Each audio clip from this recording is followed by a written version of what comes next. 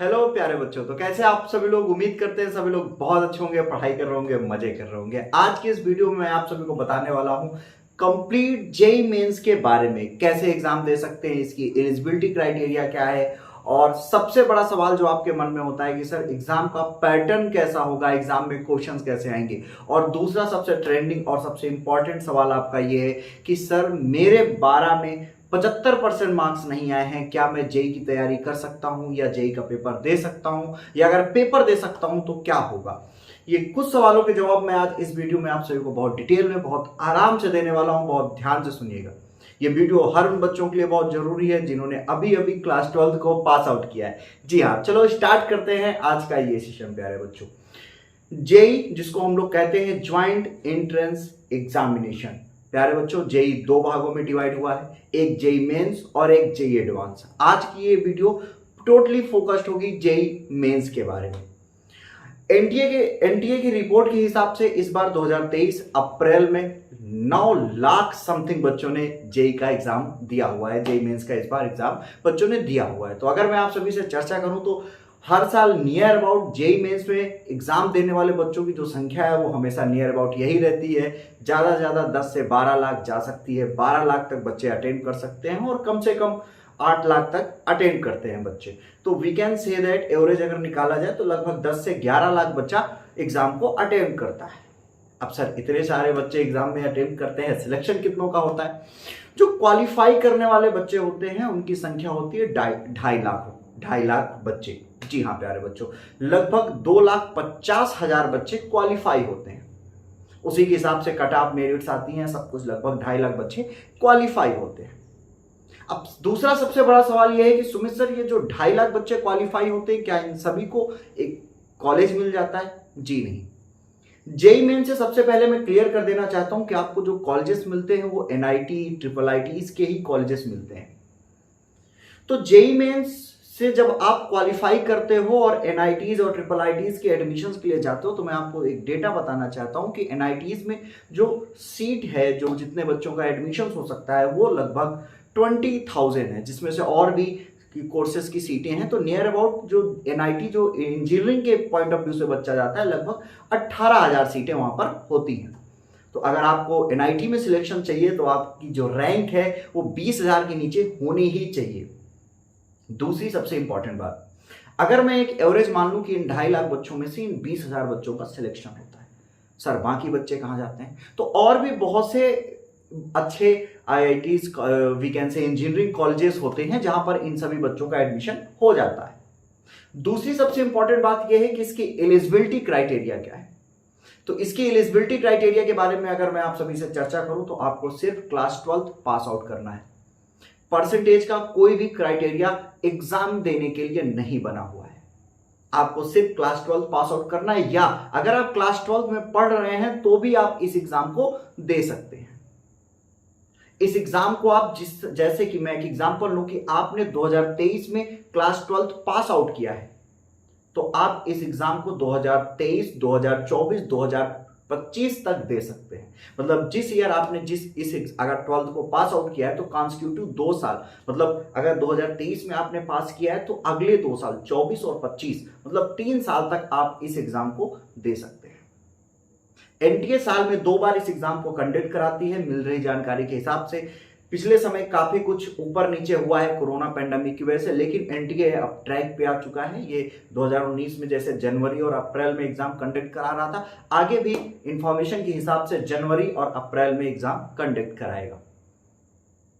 ये रही जानकारी एलिजिबिलिटी के बारे में कि आपको सिर्फ क्लास 12 पास आउट करना है और आप 2 बार एग्जाम दे सकते हैं।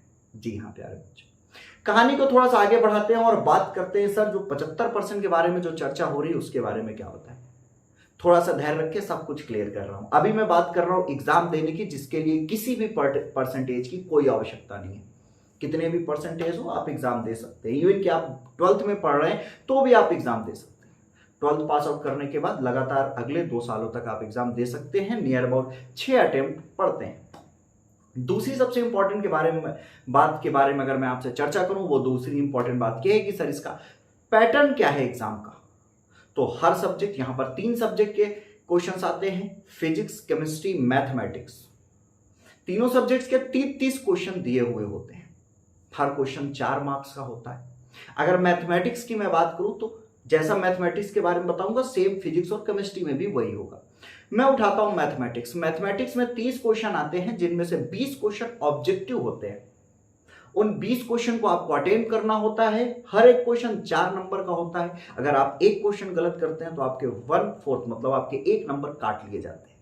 जी हाँ प्यारे बच्चों, बचे हुए जो 10 क्वेश्चन है, सर आप बता रहे थे 30 आएंगे, अभी आपने 20 के बारे में बताया कि 20 ऑब्जेक्टिव आएगा। जो 10 क्वेश्चन आपके बचे हुए हैं वो 10 क्वेश्चन आपके सब्जेक्टिव आते हैं, न्यूमेरिकल बेस्ड क्वेश्चन होते हैं। वो जो 10 क्वेश्चन होते हैं उनमें से आपको 5 क्वेश्चन अटेम्प्ट करने होते हैं, 5 नहीं करने होते। मतलब 10 में से आपको 5 क्वेश्चन अटेम्प्ट करने होते हैं। जी हाँ, टोटल इस तरह से आपको हर एक सब्जेक्ट में 25 क्वेश्चन अटेम्प्ट करने होंगे। 25 physics, 25 chemistry, 25 mathematics, total overall होते हैं 75 क्वेश्चंस। और हर एक क्वेश्चन 4 मार्क्स का होता है, तो 75 4 जा 300 मतलब 300 का ये पेपर होता है। अब अगर अच्छे एनआईटीज चाहिए आपको तो लगभग 200 मार्क्स आपके होने चाहिए, और ये आ जाते हैं। अगर आप मेहनत करेंगे तो ये बहुत आसानी से आ जाएंगे। और आपको दूसरी इंफॉर्मेशन जो हमने दी कि आपके जो 20 क्वेश्चन ऑब्जेक्टिव होंगे, 10 क्वेश्चन जो होंगे वो सब्जेक्टिव न्यूमेरिकल बेस होंगे, जिसमें से 5 क्वेश्चन आपको अटेंड करने होंगे। इसमें भी हर एक क्वेश्चन 4 मार्क्स का ही होगा, गलत होने पे 1 नंबर काट लिए जाएंगे। दूसरी सबसे इंपॉर्टेंट बात के बारे में अगर मैं आपसे चर्चा करूं, जो 75% की बात हो रही थी, तो जी हां प्यारे बच्चों, वो 75% बहुत जरूरी है। जरूरी इस तरह से है कि अगर आप जेई का एग्जाम, जेई मेंस का एग्जाम देते हैं और बहुत अच्छी रैंक आ जाती है और एनआईटी में एडमिशन के लिए जाते हैं, तो एनआईटी और ट्रिपल आईटीज एक क्राइटेरिया देते हैं कि भाई एलिजिबिलिटी क्राइटेरिया देते हैं कि हमारे यहाँ एडमिशन तब ये होगा जब आपके 12th में 75% मार्क्स होंगे। तो वो जो 75% की बात चल रही थी वो यहां पर आके आपको फंसा देगी कि आपको एनआईटीज में एडमिशन नहीं मिल पाएगा क्योंकि आपके 75% मार्क्स नहीं है।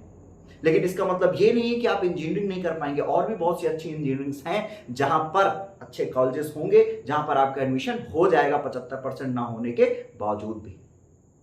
घबराना नहीं है, परेशान नहीं होना है ना। और ये जो एग्जाम होता है इसको एनटीए कंडक्ट कराती है।